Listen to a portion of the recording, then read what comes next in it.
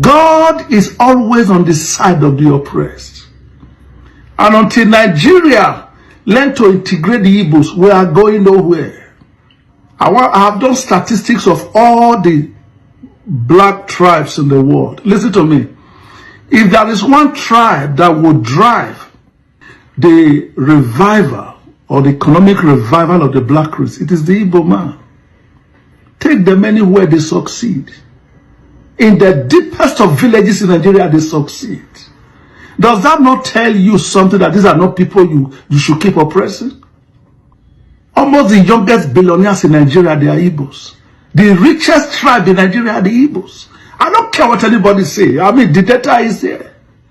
I did not post this video to make a boast that, a man, a pastor is supporting the Igbo. No, it's not a news. If in the 21st century, you don't know this truth, you are either intentionally lying to yourself or you are ignorant of the situation surrounding you. It is littered all over where in the 21st century, the information age, that the Igbos are the richest tribe in Africa. It was Mr. Common Sense, my friend, from Edo State again, who made this post sometimes ago, either last year December or last 2 years December, when the statistics prove that the richest tribe in Africa are the Igbos. And Mr. Delefaro to me has said something like this: see these Igbo people, if you refuse to work with them, Nigeria will remain down. Another man from North have also said it, that we, the Nigerians, have to apologize to Ndi Igbo. And even after IBB book was launched, the Igbos demanded for apology, or Ndi Igbo, and they demanded for apology that they need to compensate. I said, no, Igbo don't need apology. Action speak rather than voice. Nigeria have not stopped fighting with the Igbos since after the Civil War. The war still continued immediately after the Civil War. Major Effiong handed over the Biafran territory to Gowon. But the weeks that proceeded, Igbo men that has accounts in Nigerian banks were all given £20 to start up life. That will tell you how the marginalization started. So it's not a news that the Igbos are the one that can survive in this country. You know, Nigerians, when they come and say, Igbo people can develop your place, Igbo people do this, Igbo people do that, I just they laugh. If experience is the best teacher, Igbos are the one who has experience to make this country move forward. People that lost 3 million people in the war and still remain the major ethnic group, if not the largest ethnic group in Nigeria. That's why when they call us baby factory, I gladly accept it. If not for baby factory, how do we recover our population back again? That is the truth. We are blessed specially, yet we don't have Nigerian beggars on the road like other part of the country. Am I saying there's no beggar in Igbo? There is the beggars in Igbo land. That is the truth. They give us £20. But today, Statistics Bureau have shown poverty rate in Igbo is lower in every other geopolitical zones in Nigeria. The Southeast has a lower percentage of poor people. You see? So there are a lot of proofs. There are so many things that make you understand when we say this thing, that Igbos are the ones that will make this country move forward. We're not saying it because we want to make them feel superior. There are people that are blessed. There are people that are born kings, born with silver spoon, born with golden spoon, born to be great, born with exceptional gift. In the last 4 years, Igbo students only attend school 4 days in a week. Monday has been taken away from them. Sit at home. But despite that, Igbos are still the one championing and topping the WAEC and the JAMB scores. Despite all the things they want to do this year, Igbo child is still the one that become the best of the best in the JAMB. But the truth is that Igbos are working hard. You might come and call them ritualists. You might come and give them different names. But it doesn't take the fact away they are doing better than you. In football, they have stars. In movie, they have stars. Even in politics, they have the cleanest politician. So far, you can disagree, but nobody can hope you to be as a corrupt politician. In every region, nobody can bring anybody and say, this person be like this, you know, they corrupt. Even me, I supported Osibanjo from the southwest, and that's Baba from northwest. But these two people cannot still be compared to what Peter Obi can do as a politician and how clean he is. His ideas and everything. So this is what we're talking about. Igbos are exceptional. There is a God-given natural ability to be exceptionally good, whatever they put hand upon. You must understand why Igbos are exceptional. I've said it time without number that in the entire Nigeria, Igbo man is the only one practicing one Nigeria. That is pure truth. Because only a man who believes in Nigeria will go to a far north as Medugri in the Boko Haram zone and say buy a land and build house there as if it's his own father's land. Igbo man is still the one practicing one Nigeria with all the marginalization in the West, with all the political policies to cripple the economy of Igbos in Lagos, taking and demolition of houses. An Igbo man is still pricing land in Lekki or VI as I'm talking to you today. An Igbo man is still thinking of renting a store for himself or for his wife or for his girlfriend in Lagos as I'm talking to you today. Despite all the marginalization, despite all the preaching we are preaching, say, come back home and invest. Igbo men are coming back home, but yet Igbo men are still leaving their territory to still go and do well in Abuja, do well in Kano, do well in Kaduna, buy land and build. But other people will come to your place. They might stay here for long, but they will not find it. They will find it difficult to buy land and build. Then they go back and say, Igbo people know they sell land. I'm selling land though. I've been making videos for the last 1 year for an estate that I'm an ambassador. And I say, come and buy land and give me the commission. I will sell land and give you. The way city estate is selling land, when I not go buy. But every state you will see an Igbo man buying a property in that place as I'm talking to you today to build and occupy the place legitimately. This is what we're talking about. That will tell you the mindset an Igbo man have. That will tell you the building capacity, the development capacity the Igbo man have. That will also let you know that if an Igbo man is given the opportunity to lead the country, they will do exceptionally well. I said something where Buhari was entering power in 2015. I was interviewed in 2015 when they were doing handover May 29.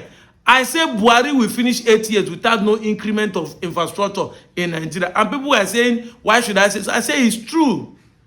Thank God he built second Niger bridge. But a library foundation was laid either by Yaradua or Jonathan. Till today, none of the APC government have increased the library, add a block to it. It's still lying there fallow in Abuja. Even with all this one, we can shouting, he's building flyover, he's building road. But nobody is adding to education, which is the human capital, because I know send you now.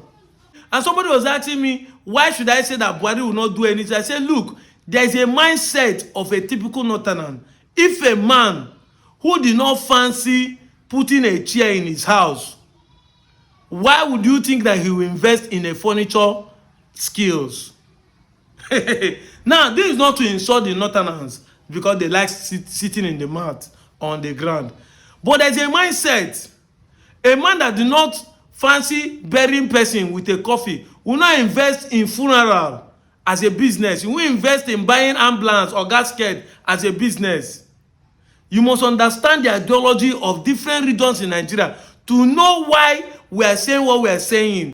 Let me ask you a very simple question. In transportation system, how many Nigerians by geopolitical zone are actually investing in a classic bus transportation in Nigeria? How many of us can afford to travel with an AC bus? Even the so-called internet they say Nigerians are using, it is Igbos first before you have people from the southwest, before you can now talk of the north. And because when you go to the southwest you are talking about, you find out that the majority who can access internet and have good money to buy data are still the Igbos living there. People who are coming from the former eastern region, whether it's Efik, Ijo, Ibibio, or some Edos, Urobo, Isoko, Isakiri, that are already be seen as Igbos. The Igbo man see development, civilization development, and increase of bringing all these things as a way of life, and that's why Igbo man do more business than every other people. New technology comes out, Igbo man buy into the idea and start importing it. They see advancement as a good thing. They don't first shy away from it and say this is not good. Though they bring it in and start selling it, start marketing it. So if Nigeria will move forward, an Igbo man need to lead the country, not just leading it from as being a president, but from every front, holding some strategic positions to make the country stabilize. Because the ideology of an Igbo man, he see the advancement of other countries and want to bring it back home. That's why you see the mansions in Igbo land, because when they see it outside there, the ones that have money come back home to build the same mansion, replicate what they see outside in their own village. The Igbo man become a leader in this country as a president or in a key strategic post. It will put some facilities, some technology advancement in security or whatever position they hold. It is pure truth about the Igbos. These things are fundamental in our culture and religion. So once you understand how people behave culturally, you'll be able to understand how they will behave socially. This is what we are talking about. Igbo man does not fear anybody. He's a go-getter. He was born a king. So he wants to live as a king and comfortable. And in order to do that, he will put everything in order for him to live comfortable. He will build an extravagant house. You will pride in his movement. Marry a sweet wife. Build a good house. Buy a sweet car. And if care is not taken, he will tie the road that will lead to his house. He will bring light from wherever and connect it to his house. Just to live comfortable, because we are all born kings. We don't bow to anybody except our chi. That's why I see people mocking people like Chief Priest, that he went to bow down to people like Tinubu. If you remember, a story that Rashinua is trying to create as a Nollywood movie is about the Igbo landing. How the Igbos, instead of them to live as a slave but still be alive, they decided to drown in front of Americans. And other people there say, which kind of human being are these? Igbo man is born free. Other Igbo man will not go and conquer another Igbo to say we have conquered this place and dominate them. Because it is live and let live nature of an Igbo man. Biri can biri. Uwabumbiri can biri. Live and let live. If you live, I live. Ugo belu, ewe belu, nkesi beye bena, ngukwaya. It has been an Igbo ideology. Once you understand this, you know why Igbo man do not conquer anybody and do not subjugate anybody. That's why when all these my brothers will come and say, Igbo people make us to speak the language, I say, can you point the that ethnic tribe, that dialectical Igbo that force you to speak their language? You will not see, because no Igbo tribe, no Igbo ethnic group, not like in Suka come here and force people of a car to be speaking Igbo. No, they won't do that. Igbo people do not move to conquer, but anytime Igbo have gone into war, it's to defend themselves. And why are they doing it? Because they want freedom. They don't want you to control them. They want to be controlled by the ideology of their life. Today, Nigerian government are marginalizing the so-called South because they don't want the East to move forward. But today, are we all moving forward? No. Ndi Igbo si oji mmadụ na Nigerian, we have been repeating it. He that is holding another human being on the ground will still be holding himself in the same spot. You can't hold person here and want to go out. Because if you leave the person and want to go out, the person will leave too.